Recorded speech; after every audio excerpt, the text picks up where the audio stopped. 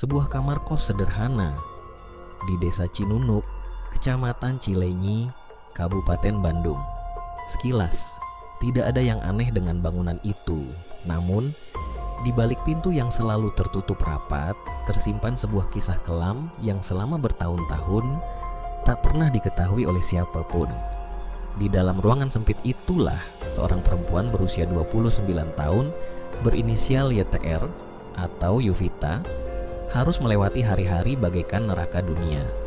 Ia disekap, dianiaya, dan dihancurkan fisiknya oleh pria yang seharusnya melindunginya, kekasihnya sendiri, Taufik Hidayat.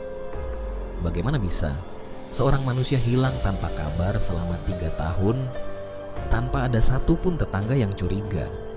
Dan kekejaman apa saja yang sebenarnya terjadi di balik pintu kos terkunci itu? Kita akan bahas kisah lengkapnya.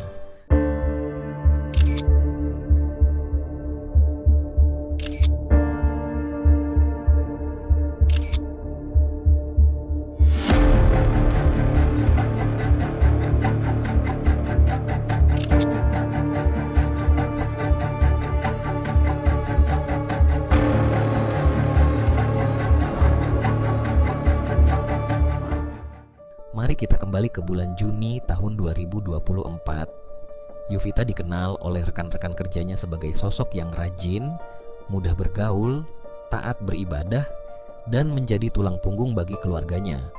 Namun, semua berubah secara drastis sejak ia menjalin hubungan dengan Taufik Hidayat, seorang pria yang berprofesi sebagai debt collector. Sahabat dekat korban, sebut saja Mawar, menceritakan perubahan aneh ini. Suatu hari di pertengahan 2024, Yovita tiba-tiba tidak masuk kerja dengan alasan sakit. Besoknya, Yovita kembali absen. Kali ini alasannya, kacamatanya rusak. Ketika akhirnya Yovita masuk kerja, ia datang terlambat dengan kondisi yang sangat mencurigakan. Mawar menceritakan momen memilukan saat Yovita menemuinya di depan kamar mandi kantor. Yovita langsung memeluk Mawar dan menangis histeris.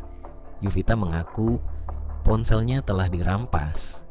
Tidak hanya itu, motor Honda Beat miliknya, perhiasan emas, hingga uang tunai dan kartu ATM-nya semuanya telah disabotase dan dikuasai oleh pelaku. Korban sempat mencoba bertahan. Ia bahkan meminta bantuan Mawar untuk membuat skenario utang palsu sebesar 10 juta rupiah agar ia punya alasan mentransfer sebagian gajinya untuk disimpan sehingga tidak habis dikuras oleh Taufik. Namun, rencana itu gagal total pada bulan pertama. Telepon genggam korban diganti oleh pelaku menjadi Android murah, dan tak lama kemudian, korban mengajukan pengunduran diri melalui surat yang dikirimkan oleh Taufik sendiri. Sejak Juni 2024, YTR hilang bak ditelan bumi. Keluarga korban pun sempat mencari korban ke kosan lamanya di kawasan Pasteur. Namun nihil. Mereka hanya menemukan barang-barang korban yang ditinggalkan. Korban sengaja dipindahkan oleh pelaku, diisolasi dari dunia luar, dan dibawa ke sebuah kosan di wilayah Cinunuk, tempat di mana penyekapan brutal itu dimulai. Apa yang terjadi selama hampir 3 tahun penyekapan dari tahun 2024 hingga pertengahan 2026? Pihak kepolisian mengungkapkan fakta yang sangat mengerikan. Kapolda Jabar, Irjen Pol Rudi Setiawan, menyebut tindakan Taufik sudah di luar batas kemanusiaan, sadis. Taufik diketahui memiliki kebiasaan buruk mengonsumsi minuman keras. Setiap kali berada di bawah pengaruh alkohol, ia akan menyulut pertengkaran dan melampiaskan kebrutalannya pada YTR. Korban kerap dipukul di bagian badan. Tak jarang, tubuh korban disundut rokok menyala saat pelaku sedang kesal. Yang lebih memilukan, Taufik berkali-kali memukul mata kanan dan kiri korban menggunakan benda keras, serta memukul lutut perempuan malang itu menggunakan besi. Tidak sampai di situ, Taufik seolah ingin menandai korbannya. Di tubuh YTR dipaksa untuk dibuat tato bergambar wajah Taufik Hidayat, lengkap dengan tulisan Love Taufik di beberapa bagian tubuhnya. puncak dari segala kekejaman ini terbongkar pada pertengahan Juni 2026. Kondisi YTR sudah sangat kritis hingga akhirnya harus dilarikan ke Rumah Sakit Hasan Sadikin Bandung. Direktur Utama RSHS memberikan keterangan yang membuat siapapun merinding. Saat pertama kali tiba, korban mengalami infeksi yang luar biasa hebat di bagian kepalanya. Akibat luka yang dibiarkan membusuk selama penyekapan, tim medis menemukan belatung hidup di kepala korban. Tim dokter pun harus segera melakukan operasi darurat untuk membersihkannya. Melihat kondisi korban yang begitu mengenaskan, Polda Jabar langsung bergerak cepat. Namun, Taufik bukanlah penjahat amatir. Pria ini langsung melarikan diri dan berpindah-pindah tempat untuk menghindar. Ia sempat kabur ke Tangerang sebelum akhirnya merasa tidak aman dan kembali lagi ke Jawa Barat. Kasus ini memicu kemarahan publik hingga menarik perhatian Gubernur Jawa Barat, Deddy Mulyadi bahkan membuka sayembara dengan hadiah uang tunai sebesar 250 juta rupiah bagi siapa saja masyarakat yang bisa memberikan informasi akurat atau menyerahkan Taufik ke pihak berwajib. Kapolda Jabar membentuk tim khusus yang menggabungkan Direktorat Reserse Kriminal Umum, Siber, Narkoba, hingga Kriminal Khusus. Polisi berhasil melacak jejak transaksi yang dilakukan oleh tersangka.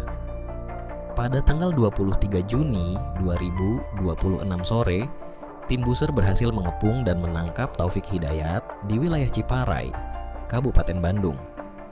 Saat digiring ke Mapolda Jabar, Taufik yang berkaus oblong hanya bisa menunduk. Di depan kamera media, kalimat klis keluar dari mulutnya. "Saya minta maaf, saya menyesal." Kata maaf yang tentu saja terasa sangat terlambat dan tidak sebanding dengan hancurnya hidup korban. Usut punya usut, Taufik ternyata adalah seorang residivis. Ia pernah dipenjara selama 1 tahun 4 bulan atas kasus penganiayaan wanita yang serupa.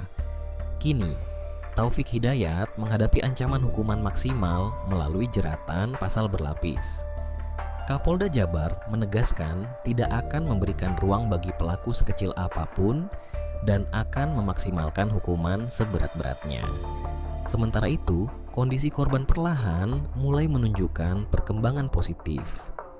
Ia kini sudah mulai bisa duduk, makan sendiri, dan berkomunikasi. Meskipun matanya mengalami kerusakan berat akibat hantaman benda tumpul. Melalui sebuah rekaman video dari keluarganya, korban menyampaikan rasa terima kasihnya kepada kepolisian. Kisah YTR menjadi pengingat yang sangat mahal bagi kita semua. Tentang bahayanya toxic relationship dan bagaimana lingkaran kekerasan bisa mengisolasi seseorang dari dunia luar. Jika Anda atau orang terdekat melihat tanda-tanda ancaman atau kekerasan dalam hubungan, jangan pernah takut untuk bersuara dan mencari bantuan sebelum semuanya terlambat. Bagaimana pendapat kalian tentang kasus ini? Apakah hukuman maksimal saja sudah cukup bagi pelaku? Tulis pendapat kalian di kolom komentar di bawah. Jangan lupa untuk klik tombol like, subscribe channel ini, dan aktifkan lonceng notifikasi agar kalian tidak ketinggalan investigasi kasus nyata menarik lainnya. Bagikan juga video ini ke orang-orang terdekat kalian sebagai bentuk edukasi. Terima kasih telah menonton. Sampai jumpa di video berikutnya. Tetap waspada dan stay safe.